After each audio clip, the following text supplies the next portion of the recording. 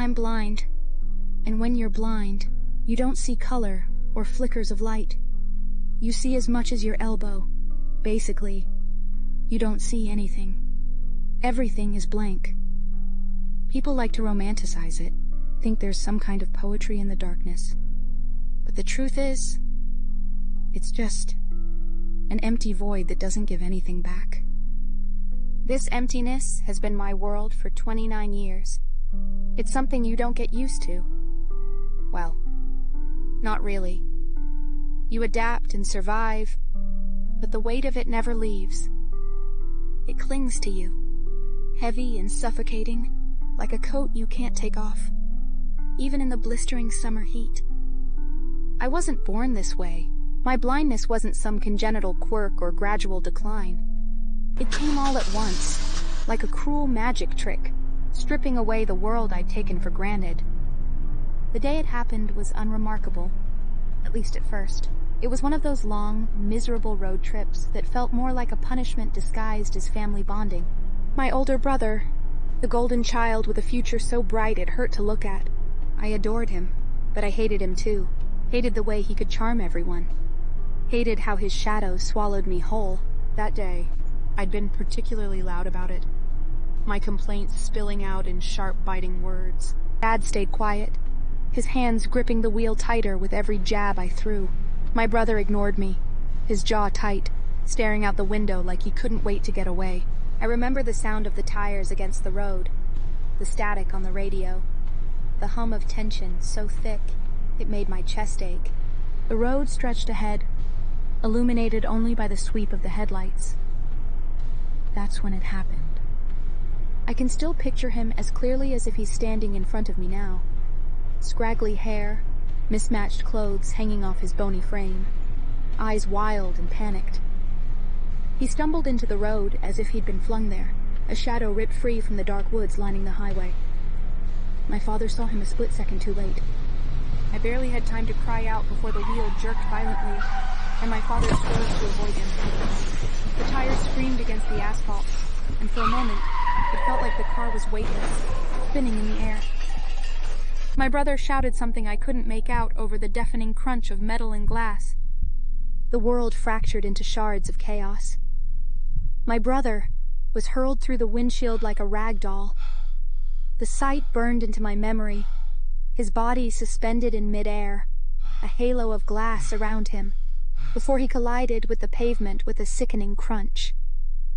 My seatbelt snapped tight across my chest, yanking me back, but not before my head hit the window with a sickening crack. Pain flared across my skull, hot and sharp, and the world dimmed to a strange gray haze. Through the chaos, I heard my father's ragged breathing, each sound wet and uneven, as though he were drowning. I tried to call out to him, but my voice wouldn't come. Smoke filled the car, mingling with the metallic tang of blood. My body felt heavy, pinned under an invisible weight. I could hear my father struggling to form words, choking on them as his breaths grew shallower and shallower. The gurgling noise stopped suddenly, leaving a hollow, suffocating silence. When I woke up in the hospital, I couldn't see. I kept asking for someone to turn on the lights, pleading with the nurses, my voice shaking with panic. It took me days to understand that the darkness wasn't going anywhere. The doctors said the impact had caused irreversible damage to my optic nerve. My sight was gone. Forever. That was 29 years ago. I'm 43 now, living alone in a house I bought after years of scrimping and saving. It's not much, a modest 2-bedroom on the edge of town, but it's mine. I've worked hard for it, and in some small way, it feels like proof that I've made it. I've managed to survive in a world that, more often than not, feels like it's forgotten me. I work as a transcriptionist, typing out dictated manuscripts for authors and professionals. It's steady work, solitary but satisfying. The voice of my screen reader fills the house during the day, chirping instructions as my fingers fly across the keyboard. There's something grounding about the routine, the way my hands know the keys better than my own reflection in the mirror. But even with my independence, there are cracks in the foundation. The quiet can get really heavy sometimes. It seeps into the corners of my house, pressing against me like a weight I can't shake off. It's not always like that. Most days I'm fine.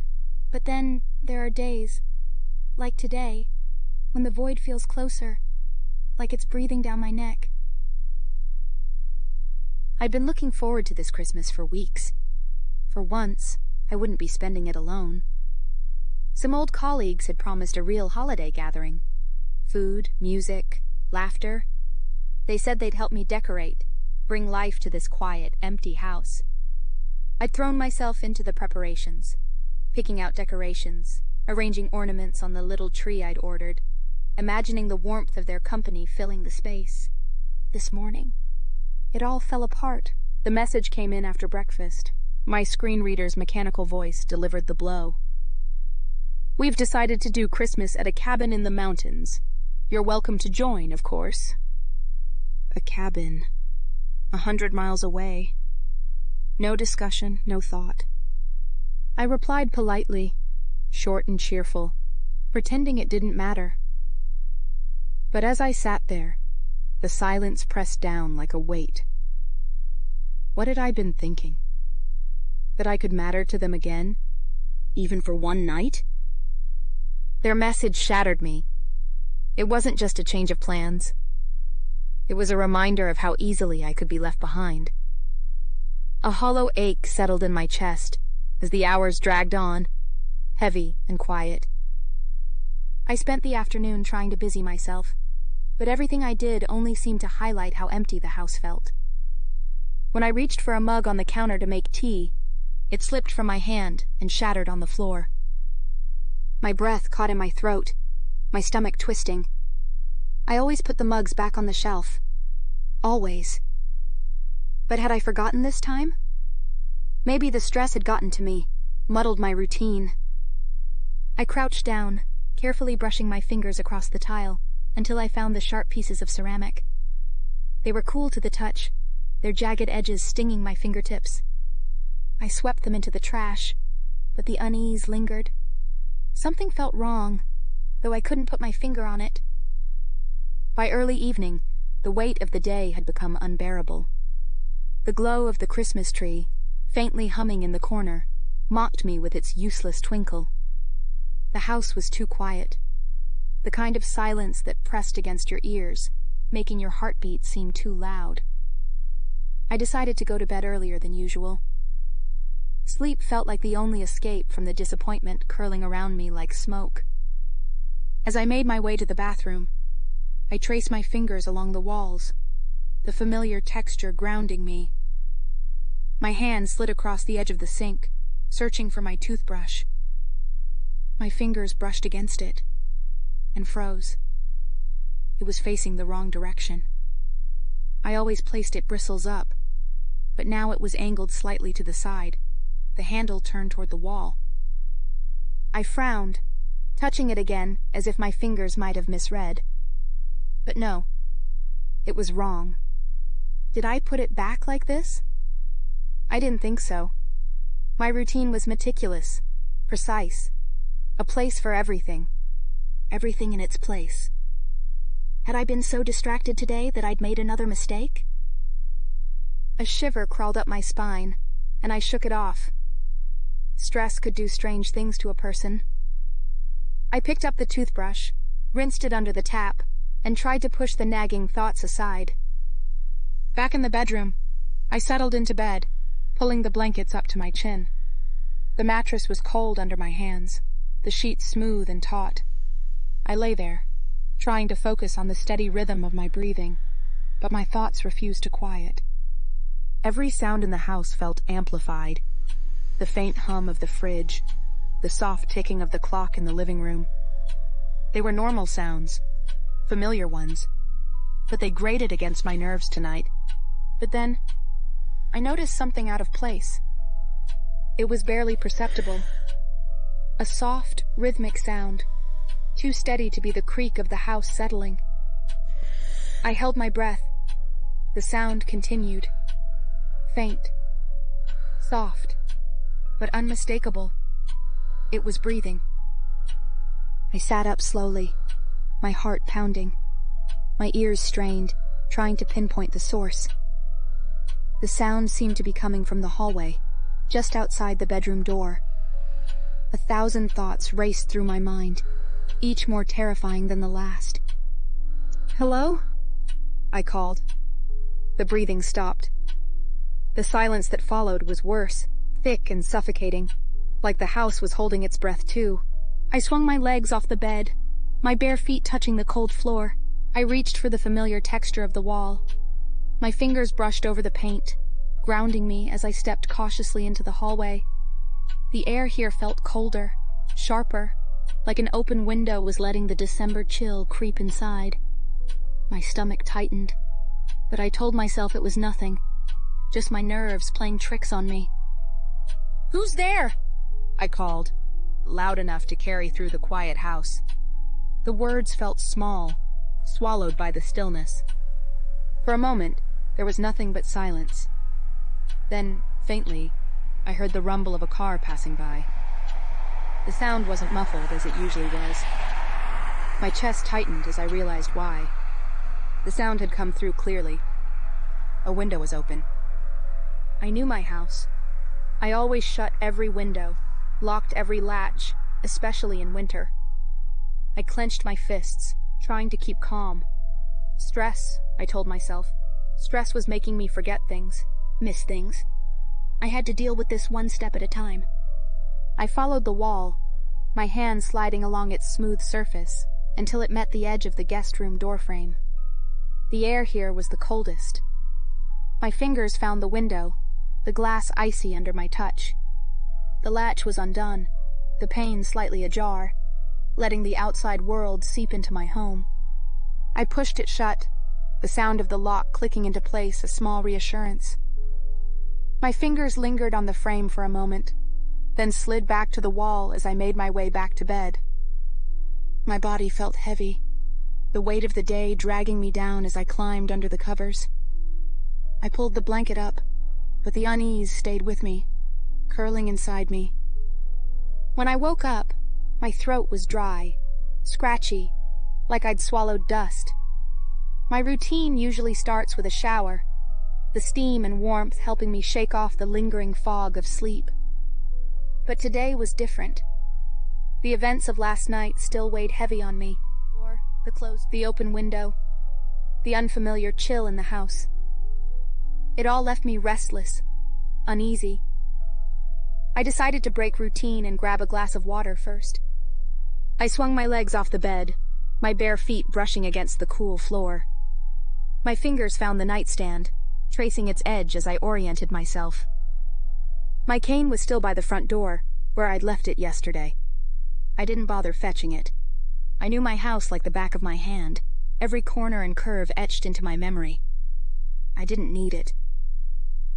As I stepped into the hallway, the air felt colder than usual, sharp against my skin.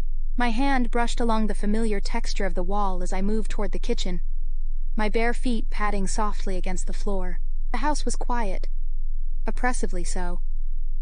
The hum of the fridge and the faint ticking of the living room clock were there, but the silence between those sounds felt heavy.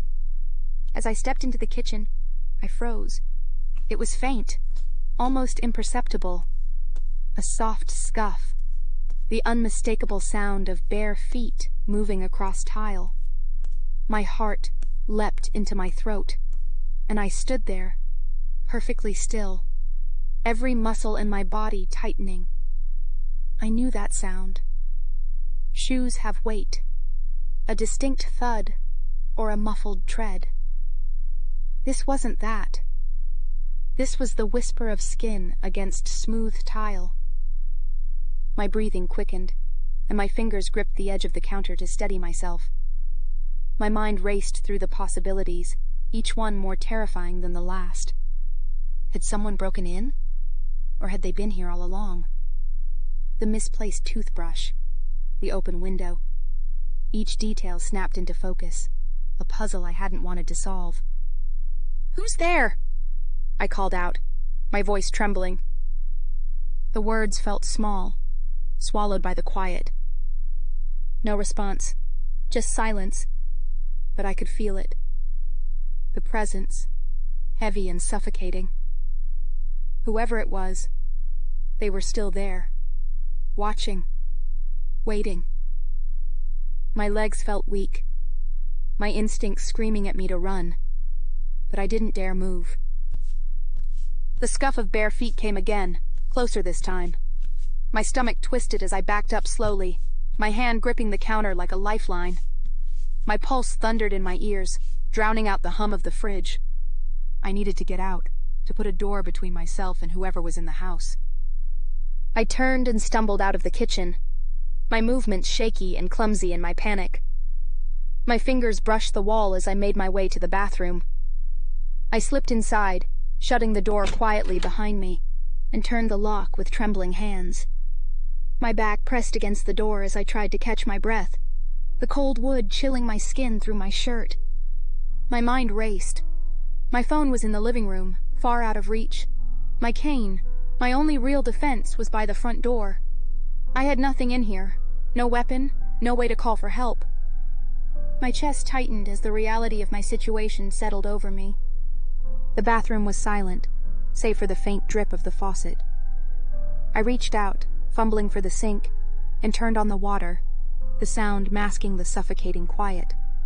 My hands trembled as I splashed cold water on my face, trying to steady myself. And then I felt it. Warm breath, soft and humid, brushing against the back of my neck. Every muscle in my body seized as ice shot through my veins. I couldn't move, couldn't breathe, the warmth lingering like a ghost. My legs trembled, barely holding me up, and I clutched the edge of the sink, my knuckles white. The breath came again, steady and deliberate. Someone was behind me, just inches away. I didn't scream. I couldn't. My voice was trapped in my throat, my lungs refusing to draw air. My mind screamed at me to turn, to fight, to run, but my body refused to move. And then, just as suddenly as it came, the warmth was gone. I stumbled back, my hands fumbling for the wall as I backed into the corner of the bathroom. The air was thick with steam now, the faint sound of the running water filling the silence. But I knew I wasn't alone. Someone was in the house, and they were closer than ever. I stood there in the corner of the bathroom, my back pressed against the cold tile wall, every muscle in my body trembling. My mind raced, 1,000 thoughts colliding and unraveling all at once. I had to get out of the house. Whoever was here, they were playing with me, stalking me, and I couldn't stay another second. I needed a plan, and I needed it fast. The front door. It was my only option. 10 steps down the hallway, a left turn, and then 15 more to reach it. If I could just make it outside, I'd scream for help, call for anyone who could hear me. I unlocked the bathroom door quietly, my fingers trembling as I twisted the lock. I pushed it open slowly, cringing at the faint creak of the hinges. The hallway was quiet, the air still carrying that faint metallic chill. My skin prickled as I stepped out, my bare feet brushing against the floor. Every nerve in my body was on edge as I felt my way along the wall, my hands moving lightly over its surface. The house was silent, but I could feel it. Someone was there, watching me, waiting for me to make a mistake. As I reached the corner of the hallway, I heard it. "You shouldn't be here," a voice low and sharp, cutting through the silence like a knife. I went rigid, my heart slamming into my ribs. It was too close, coming from just beyond the kitchen, where the hallway opened up into the living room. My legs trembled, my pulse thundering in my ears. The voice was calm, almost conversational, but something about it sent a wave of cold terror crashing through me. "Get out!" I choked. "I don't know who you are, but you need to leave." There was no answer, just the sound of soft, deliberate movement, bare feet brushing against the floor. I didn't wait for them to answer again. I bolted. I ran, the floor cold and unforgiving beneath my feet. I didn't care about the noise I was making. Didn't care if they heard me. I just needed to reach the door. The hallway felt endless, the space around me suffocating as my fingers brushed against the familiar edge of the doorframe. I reached for the doorknob, my breath catching as I turned it. But before I could pull the door open, a hand grabbed my shoulder. The grip was strong, fingers digging into my skin as I let out a scream. The sound tore from my throat, raw and desperate, echoing through the quiet house. I twisted violently, swinging my free arm and slamming my fist into something solid. They let go for a moment, just enough for me to wrench the door open and stumble outside. The cold air hit me like a slap as I sprinted barefoot onto the pavement, the rough texture scraping against my skin.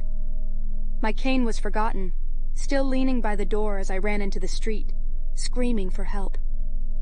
"Stop!" The voice shouted behind me, followed by the sound of footsteps, bare feet slapping against the pavement. "Help! Someone, please!" My legs burned as I pushed myself forward. I could hear them gaining on me, their steps frantic and uneven. But I didn't stop. My mind raced. Where are the neighbors? Where is anyone? A voice called out from the distance, sharp and worried. "What's going on? Are you okay?" Relief flooded me as I recognized my neighbor's voice. "Help!" I shouted, stumbling toward the sound. "They're chasing me! Someone's in my house!" The footsteps behind me slowed, and I could hear them retreating, the soft slap of bare feet fading into the distance. My legs gave out as I collapsed onto the sidewalk, my body trembling violently. My neighbor reached me seconds later, his hand on my shoulder. "I've got you," he said, his voice steady but tense. "You're safe now. Let's get you inside and call the police." I clung to his arm as he helped me to his porch, my breath hitching as I tried to explain what had happened. The police arrived minutes later, their radios crackling and voices sharp as they moved into the house. I sat on the porch, wrapped in a blanket my neighbor had brought, shaking as the adrenaline finally began to wear off. When the officers returned, their expressions were grim. They found no one. No signs of a break-in. No evidence of anyone living in the house. Just my words, my terror, and the sound of bare feet that still echoed in my mind. But I knew the truth. Someone had been there. Someone had grabbed me, chased me. And now they were gone. At least for now. The police called the next day. They'd caught 2 squatters hiding in an abandoned property a few blocks away. A man and a woman, both in their early 40s, strung out and desperate, just looking for a place to stay out of the cold. During questioning, they confessed to staying in my house for nearly 2 weeks. "Seemed like a good choice," the man had reportedly said, laughing. "Blind person ain't gonna notice much." The words stung. The thought of them being here, eating, sleeping, lurking, while I went about my routines like nothing was wrong, made my skin crawl. The police assured me they were no longer a threat, but their reassurance did little to ease the knot in my stomach. For 2 weeks, they'd lived in my house, hiding in plain sight, slipping through my routines like shadows. They knew me, knew my habits, my weaknesses. I couldn't stop thinking about it. How they must have watched as I cooked, as I worked, as I slept. They'd seen everything, and I'd seen nothing. I couldn't shake the image of their bare feet on my floors, their hands touching my belongings. How many times had I walked past them? How many times had they stood silently in the dark, just out of reach? But it wasn't just anger or disgust that lingered. I couldn't help but feel a twisted connection to them. In their isolation, their desperation, hadn't they become invisible too? How far removed were they from me, really? They were just people no one saw, and hadn't I been feeling that way too? Forgotten. Left behind. The thought sent a shiver through me. It's Christmas Eve now, and the house feels emptier than ever.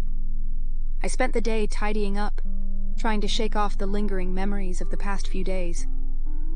But tonight, I told myself, I'd let it go. Tonight, I just wanted to forget. I sat on the couch in the living room, the faint hum of the Christmas tree lights filling the silence.